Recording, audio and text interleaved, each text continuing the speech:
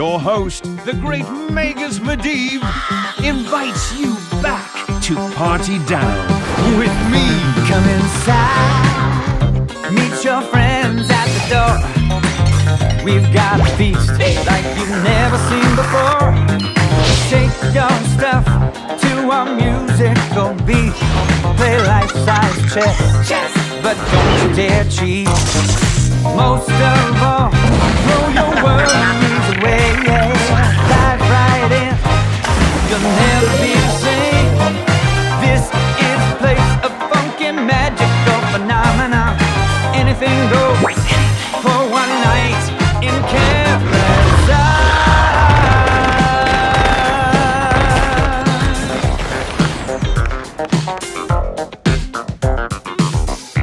Welcome to Sidecar Games, and this is Kevin Manley, and today we are doing another episode of Hearthstone After Dark. This is the late night series where normally I would play a fun deck, cause myself some amusement, and, tell you guys some stories along the way. But today is a very different day, and it's the announcement of Hearthstone's new expansion, One Night in Karazhan.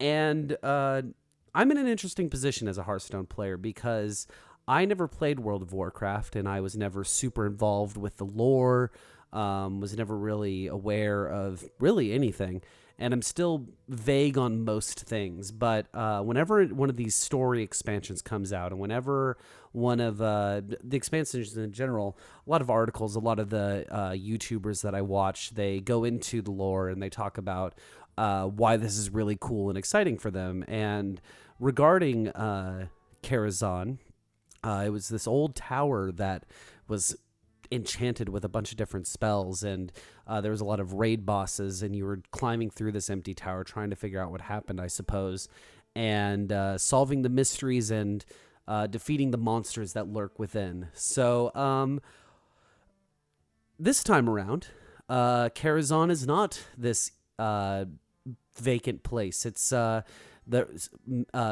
is throwing a party there. It is the fanciest party in Fantasyland, as you saw from the trailer that you just watched. And there's some cool little things going on. I like the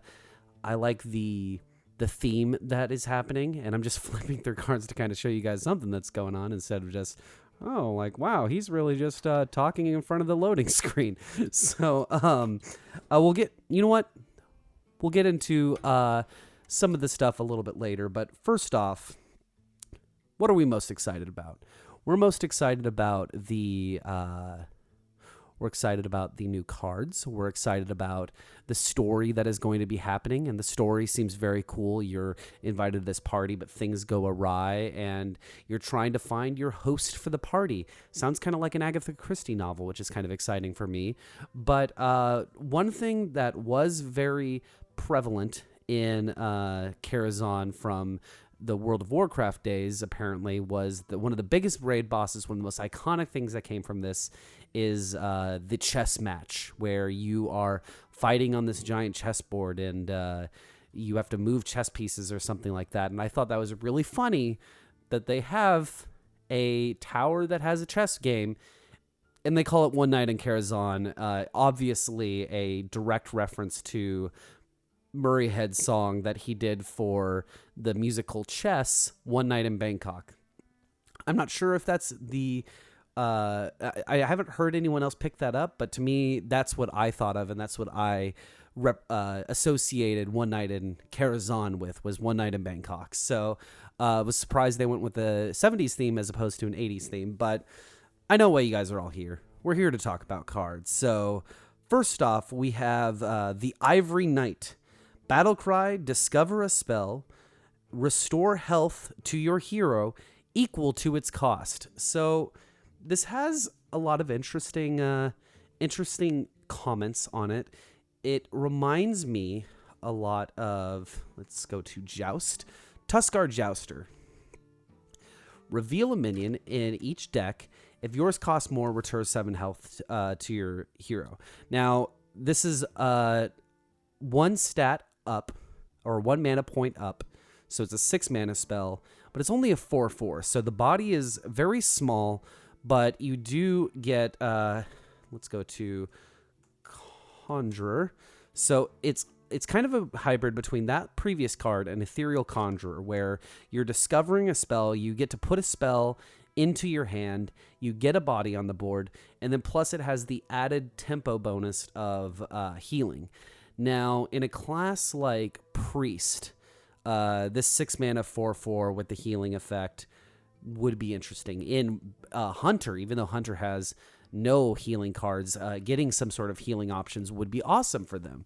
But this card is so streamlined in the way where stat wise it's just so even that it doesn't offer the huge tempo swing that, say, Ethereal Conjurer would, where like this card, it can work kind of in an aggro-ish deck, but it thrives in a slow burn, spell damage, control kind of deck. And I'm really interested to see what Ivory Knight does. Now, if we take a look at, let's go to Paladin here, and we look at their spells. Paladin spells, they have a lot of very low-costed spells. I mean, look how many 1-mana spells here. Like, we have a 0-mana spell. We have this whole page is just a grip of 1-mana spells. We have more 1-mana spells going on here. All their secrets are 1 mana. You have a lot of 2-mana spells. So, like, if you're really trying to get value out of this card for healing, anything can happen would be a huge swing. Getting 10 health off of that, I mean, that'd be giving you even more health than Ragnaros the Light Lord in 1 turn would give you. The 5-mana spells would be all right, but I mean, you stop at 5. You also have Avenging Wrath, Enter the Colosseum, Lay on Hands. As you can tell, I don't play Paladin all that much, so I don't have all of these high-end spells. So, kind of an interesting card. Next we have Kindly Grandmother. Now, what's cool about this new expansion, the Karazhan, is that it has these different levels in the towers, and on the second floor, I believe, there is a play for you to enjoy and watch, but the actors of the play start coming out and going against you. And this one is a 2-mana 1/1 with a death rattle of summon a 3/2 big bad wolf. So this is obviously them doing Little Red Riding Hood. This card is very cool. I'm hearing a lot of streamers say that this is probably the best card that's been announced. I would kind of agree with that, because a card that it's most recognized with... why is Creeper? Oh, wait. Let's hold on. I am so sorry. This is so embarrassing. I need to switch over to be all cards. There we go. Crafting. Haunted. So Haunted Creeper is this old card that was in the Naxxramas set. As you see, I disenchanted pretty much all of the non-standard cards just so that I could keep up, because I'm not spending crazy amounts of money on this game. Death Rattle, summon 2 1/1 spiders. It's a 1/2. Now, what's nice about the Haunted Creeper in the way it was designed was you get 3 bodies for 2 mana, and then after you get its full effect, you get to take care of a lot of things. It's a very sticky minion, and it allows you to take care of a lot of aggro cards. It was great for control. It was great for aggro. It was pretty much a completely overpowered card overall. Now, this is a somewhat of a step down from that, but not quite. Another card that this reminds me of in the Hunter class already is... where did it go? Infested Wolf. So this does something very similar. It's obviously 4 mana 3/3. But what I like about the introduction of the Kindly Grandmother, a lot of people were like, wow, Hunter's getting more OP cards. But what I like about it is you have trigger a friendly a friendly minion's death rattle effect on this Princess Huhuran. And Princess Huhuran is a really freaking good card, but my problem with her is that she doesn't have a lot of things that you want to activate before the 5 mana cost. The big dog that you want to get in there, obviously, Sylvana Jaime, summon 2/2/2 hyenas. I mean, this card is just astronomically good. I mean, this is one of the best cards in the game, if you ask me. Now, Death Rattle decks, obviously, insanely fun, insanely powerful. And then you got this bad boy right here, which just buffs it all to holy hell. Summon your Death Rattle minions that died this game. I mean, Jesus. So crazy. It's just, what are you going to do with that? I mean, you add another tool for Hunter to dick around with this. It's going to be a good time. I definitely am looking forward to building a Death Rattle deck. Now, one of the next cards here is Barnes, and Barnes is the organizer of the theater troupe that Big Bad Wolf is a part of. And what's really cool about this card is Battle Cry, summon a 1/1 copy of a random minion in your deck. Now, this card obviously is going to be massive. It's just going to be such a ridiculous card if you're building. I could see Ramp Druid being crazy with this card, because you just put some ramping in there in your deck and then just fill it all with high-end cards here. So, I mean, just imagine putting Barnes in and then pulling a Yasharj Rage Unbound at the end of your turn. Put a minion from your deck into the battlefield. So it's obviously already taking a card from your deck off of this 3/4, putting it in the battlefield as a 1/1. Then you can get a 1/1 Yasharj. It could pull out the Yasharj, so then you have 2 Yasharjes on the board. So even if you have like a taunt minion up or something like that on the next turn that comes around, you could have like 2 cards a turn being popped out of your deck. I mean, that's a very unlikely scenario, but even with a rogue deck, you can, let's go over to rogue here. You can even get some synergy going on with, Shadowcaster. Shadowcaster is choose a friendly minion, add a 1/1 copy to your hand that costs 1 mana. So you can bounce 2 Barneses on the table or something like that in a single turn. A lot of crazy synergies that this offers up, and I like that Blizzard is introducing cards that take cards from your deck and enter them into the battlefield with this 1/1 mana sort of system. Now, you saw that on Shadowcaster, and that was a very interesting implementation of it. And one of the ways that I just want it to work, but I haven't made it work yet, is this Herald of Village card. Summon a 1/1 copy of each other minion on your deck.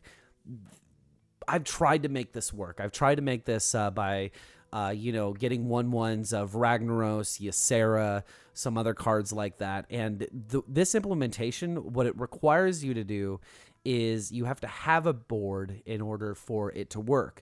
Now, what Barnes is really cool about is he doesn't require you to have a board. He just requires you to build your deck with insanely effect-driven cards that don't rely on Battlecry, that don't rely on, they need to be played from your hand in order to do things. If it can get summoned from your deck and then do something that turn, like a Ragnaros, it'd be huge.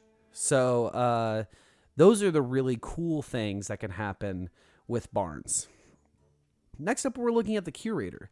The Curator is, it's kind of a cool card. I'm not sure how good of a legendary this will be, but it is taunt, and then it draws a beast, a dragon, and a murloc from your deck. So this is obviously a card geared towards Zoo-y decks. Zoo meaning it takes a lot of pretty much any archetype and mashes them together. A lot of low statted cards, and that has a good time with it. Now, my hesitation with this card is Zoo decks tend to be very aggro, and this is a 7 mana card, and they usually don't require taunt. They usually don't care about having a taunt minion. for a zoo deck, and they usually don't care about having crazy amount of card draw. I mean, the best zoo deck right now is obviously Zoolock. And Zoolock, they don't need card draw. They have a hero power that automatically draws cards for them. So adding in another card ability that just pulls cards out for them, I don't really see that being necessary. Now, it is a cool card. I think the artwork on it is cool.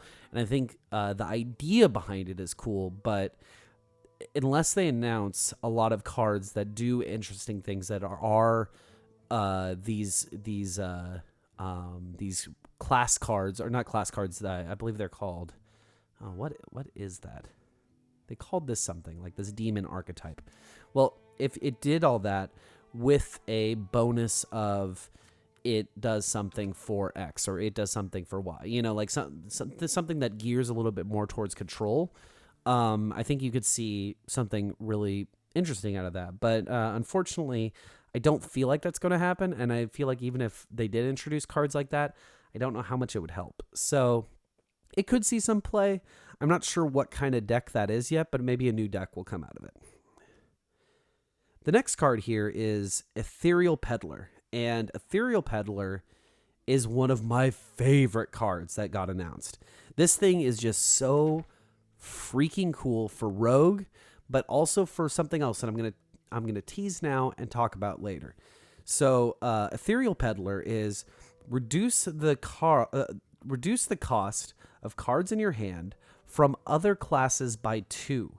So it's a battle cry effect, which means that you have to have the cards in your hand already. Now, that really works for Rogue because they have some great tools to pick up cards from other classes. For example, the Undercity Huckster, add a random class card from your hand. Add a class card to your hand from your opponent's class. You have Burgle, which takes 2 random class cards from your opponent's class, puts them in your hand. You'll also have Shadowcaster. We're talking about Shadowcaster again. Choose a friendly minion. Okay, maybe that won't work.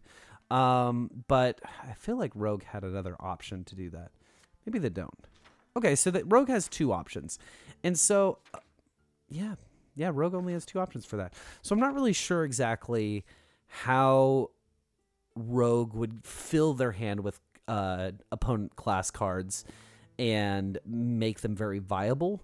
But this card, what it does do, and I'm not, I haven't play tested this, so I can't confirm it. But what I believe it will do is actually provide a really fucking cool buff to Renounce the Darkness. So Renounce the Darkness is replace your hero power and warlock cards with another class's. The cards cost 1 less.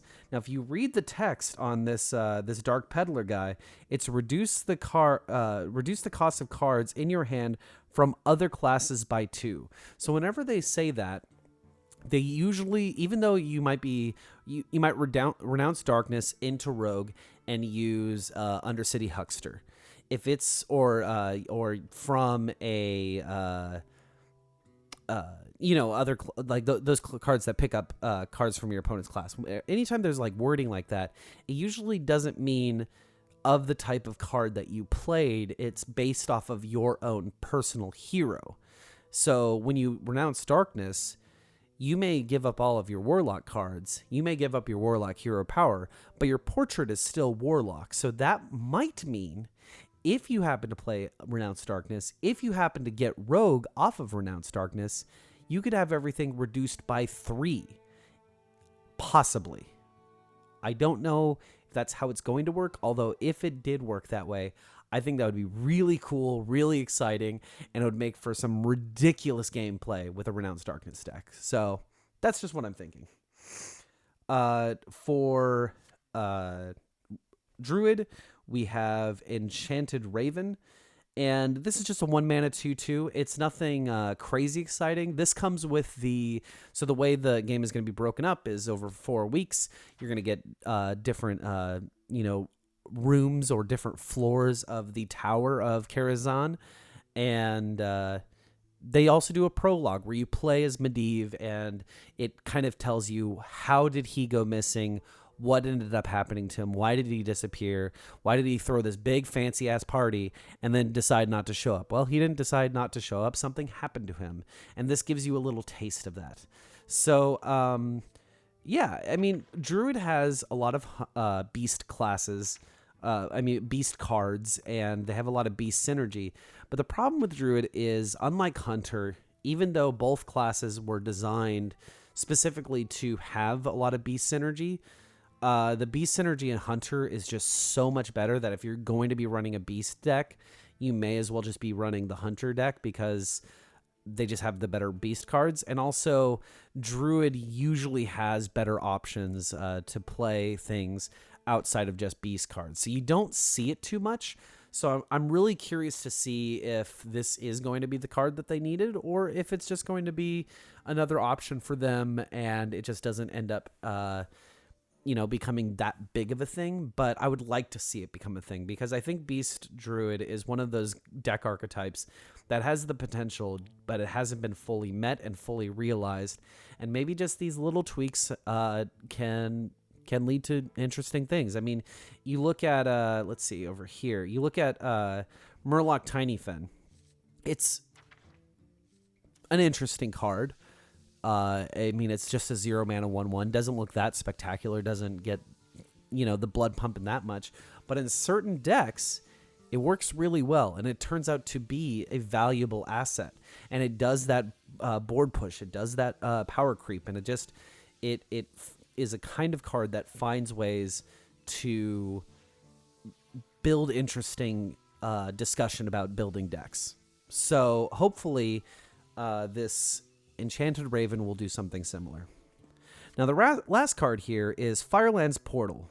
Deal 5 damage. Summon a random 5-cost minion. Holy shit. So, there's a lot of implications that this card might have. You already have a ton of great burn damage with Mage. I mean, they have some of the best in the game. I mean, you have Fireball, you have you have Ice Bolt, you have Flame Waker, who is, even though that's not a spell, it's still a powerful synergy card. You have Ice Lance, which paired with Malagos, this thing can just go off like crazy.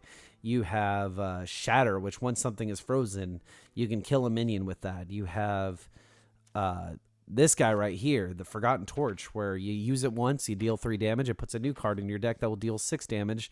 That costs 1 less than a Fireball. I mean, then you can go all the way up to deal 10 damage with Pyroblast. I mean, Mage just has so many options. And then also they all have another card very similar to this in a minion front, which is summon a random 3-cost minion when you summon this guy. So it's you basically get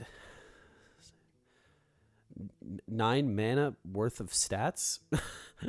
I mean, that's crazy. Did you hear me have to do the math? Like, that's just ridiculous. So it's interesting to see what this is going to do to Mage. I mean, especially there's huge implications for this in Arena, but even in the constructed play, it seems like a slow card, kind of. 5 mana cards are not the strongest in the game. Let's do minion. So you don't get like the craziest minions in here. I mean, you have this dragon, it's a 5/5. I see another 5/5. I see a 4/5. I see a 6/5. 3/7, 4/4, 4/3. You see a lot of cards that it can turn into, and some of them are just phenomenal cards. And but a lot of them aren't crazy aggressive with like their stat distribution. So it could be balanced to get this to deal 5 damage and get a 5-cost minion, but you could get these crazy tempo swings, and you could get these crazy advantages over your opponent. And it's, even though it costs 7 mana, and even though that seems like a lot for what it does, it could build into the spell heavy decks that you see in Mage right now. So those are all the cards that are announced. I hope you enjoyed my discussion on One Night in Karazhan. I hope you will be inspired to go off and listen to some Murray Head after this, and jam out to some One Night in Bangkok. I know I'm going to. And I hope you enjoyed the trailer as well. Yeah, that's pretty much all I have to say about this expansion, guys. So keep it tuned in to Sidecar Games. We'll have more Hearthstone coverage, and look forward to the playthrough that I will be doing of this new expansion. Every week I'll be doing one of the story chapters and just getting all the cards and building crazy decks with them. So keep an eye out for that, guys. All right.